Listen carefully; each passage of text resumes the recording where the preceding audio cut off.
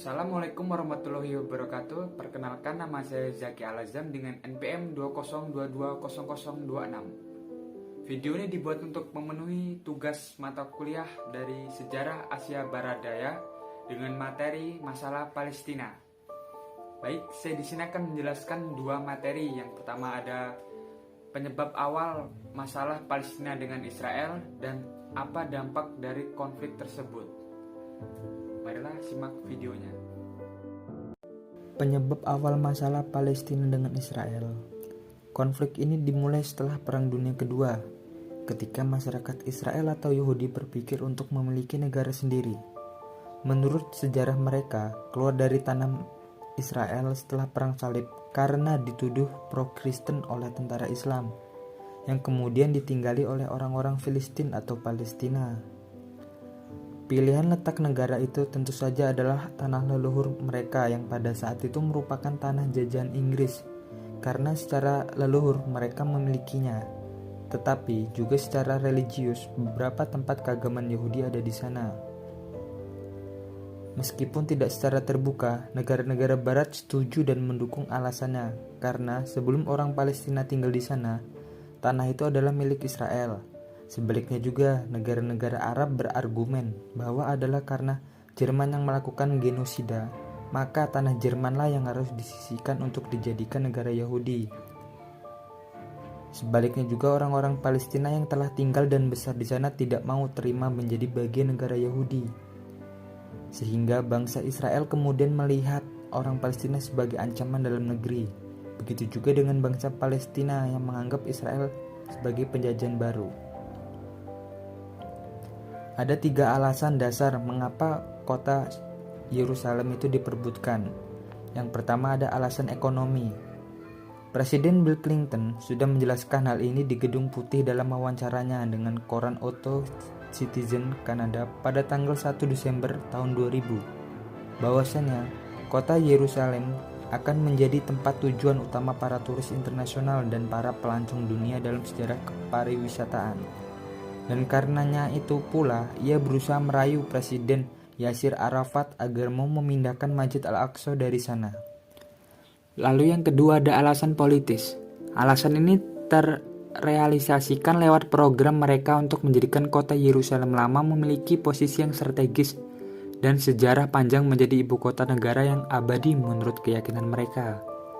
Yang dari sanalah mereka akan menguasai seluruh wilayah sekitarnya. Baris, seorang politisi Lebanon, pernah bercerita ketika ada pertemuan di PBB setelah Zionis Israel mengambil Lebanon pada tahun 1982. Ketika Perdana Menteri Israel pada waktu itu, Menachem Begin, mengundang mantan Perdana Menteri Lebanon, Kamil Sam'un, untuk mengunjungi kota suci Yerusalem. Menachem Begin berperilaku seolah-olah ia Raja Sulaiman, sedangkan Kamil Sam'un diberlakukan seolah-olah salah satu Raja Al-Guwayyim di masa mendatang, yang datang dari kota Sur untuk menyembahkan rasa tunduk dan loyal kepada Raja Israel yang baru. Lalu yang ketiga ada alasan historis. Dengan alasan perang budaya, maka merebut kota suci Yerusalem dan menguasai seluruh barang bersejarah umat Islam dan Kristen di kota itu merupakan kemenangan budaya barat atas budaya Arab Islam. Dengan keunggulan dan hegemoni politik barat mengajak sekutunya untuk mengusik dendam sejarah masa lalu yang berkobar dalam jiwa dan dada mereka atas budaya Arab Islam yang mengalahkan mereka dalam perang orang-orang barat 8 abad yang lalu. Lalu dampak yang diakibatkan dari konflik antara Palestina dan Israel. Serangan Israel terhadap Palestina di jalur Gaza telah banyak memakan korban. Ribuan nyawa tak berdosa melayang dengan sia-sia. Jumlah warga sipil yang tewas terus meningkat dari waktu ke waktu. Sementara itu, konflik antar kedua negara tersebut memberikan dampak negatif pada Israel. Begitu juga dengan Palestina. Banyak dampak-dampak yang diakibatkan dari konflik antara Palestina dan Israel. Salah satunya ialah mendapatkan kecaman dunia internasional, mengingat serangan Israel adalah agresor ke Hamas tak ada hentinya, memicu berbagai penduduk di belahan dunia kian marah atas perilaku Israel. seperti negara Venezuela, mengusir duta besar Israel Shlomo Cohen dan sejumlah stafnya. Insiden tersebut dilakukan untuk mendesak Israel agar menghormati hukum internasional.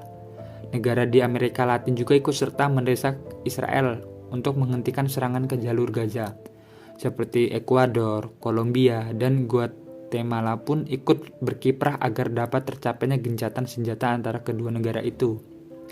Di sisi lain, di Jakarta, kecaman juga dilontarkan oleh delegasi tokoh masyarakat Madani Indonesia yang terdiri atas berbagai agama.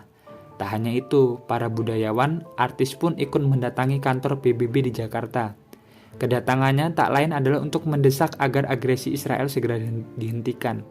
Kebrutalan Israel atas Gaza sudah menyeret Israel sebagai penjahat kemanusiaan dan menjadikan Israel negara abominasi oleh dunia. Yang kedua, ada dampak konflik terhadap nasib oleh anak-anak. Perang memang tak membawa kedamaian, tapi hanya membawa kehancuran. Fenomena seperti inilah yang terjadi sekarang ini, seperti konflik yang terjadi kian marak di Israel dan Palestina. Agresi militer itu sedikitnya telah mengakibatkan gedung-gedung bertingkat roboh seketika. Masjid-masjid hancur, rumah penduduk rata dengan tanah, banyak nyawa bergelimpanan. Menambah suasana di situ semakin memilukan, beragam duka menyelimuti warga Palestina. Isak tangis pun keluar dari wanita, pria maupun anak-anak. Tak hanya itu, dampak konflik ini juga berpengaruh di kalangan anak-anak. Sekitar 59% penduduk jalur Gaza adalah anak-anak. Dari 220 korban tewas adalah anak-anak berusia di bawah 17 tahun. Kejadian ini sangat memprihatinkan nasib anak-anak di Palestina. Nasib anak-anak Palestina sangat mengenaskan. Banyak anak-anak yang trauma. Mereka harus kehilangan tempat tinggal, tidak bisa sekolah, gedung sekolah hancur. Sebagai tulang punggung negara, nasib mereka terancam. Tindakan brutal para pionir-pionir Israel itu telah merenggut masa depan para generasi penerus Palestina. Di sini Dewan Keamanan PBB harus bertindak tegas dalam menangani masalah konflik antar dua negara ini, serta memperhatikan nasib dan masa depan anak-anak. Lalu yang ketiga ada dampak dalam bidang ekonomi. Peperangan Israel dan Palestina di jalur Gaza dalam sepekan terakhir tidak saja menimbulkan banyak korban jiwa, tapi juga menciptakan bencana ekonomi. Sebagian laporan menunjukkan bahwa biaya rekonstruksi jalur Gaza akan menelan 5 miliar US dollar. Selain itu, akibat agresi Israel ke jalur Gaza, sebanyak 22 lembaga sosial rusak, 180.000 penerima santunan, 475.000 orang terlantar akibat kekerasan Israel, dan 310.000 orang terlantar dan terusir dari rumah mereka, dan 165.000 terusir karena rumah mereka hancur. Selain itu, konflik juga mengguncang ekonomi dunia, yaitu harga minyak di pasar internasional sudah mulai naik di saat perekonomian global belum pulih dari resesi. Para investor sudah mulai mengkhawatirkan berkurangnya pasokan minyak dari Timur Tengah, apalagi bila konflik Israel dan Palestina di Gaza terus berlanjut.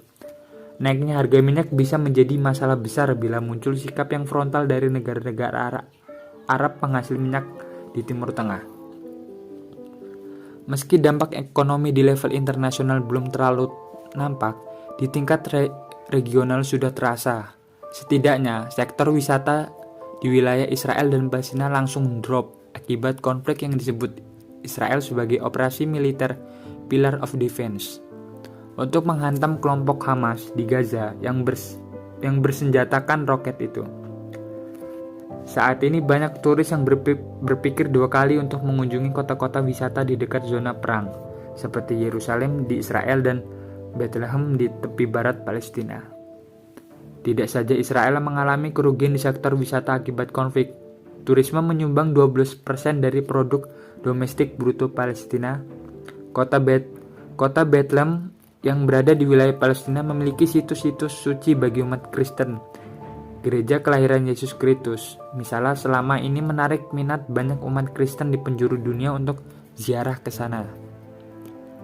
Sejak konflik berlangsung, Bethlehem kehilangan hampir setengah dari total turisnya. Kerugian juga melanda para pembisnis di jalur Gaza. Tidak sedikit tempat usaha maupun rumah mereka dan pegawai mereka hancur karena serangan udara militer Israel. Target mereka adalah para militan Hamas. Namun rudal-rudal mereka juga menembaki bangunan-bangunan warga sipil. Baik, mungkin hanya itu saja yang bisa saya jelaskan di video ini. Jika ada salah-salah kata, saya mohon maaf. Sekian dan terima kasih. Saya akhiri. Wassalamualaikum warahmatullahi wabarakatuh.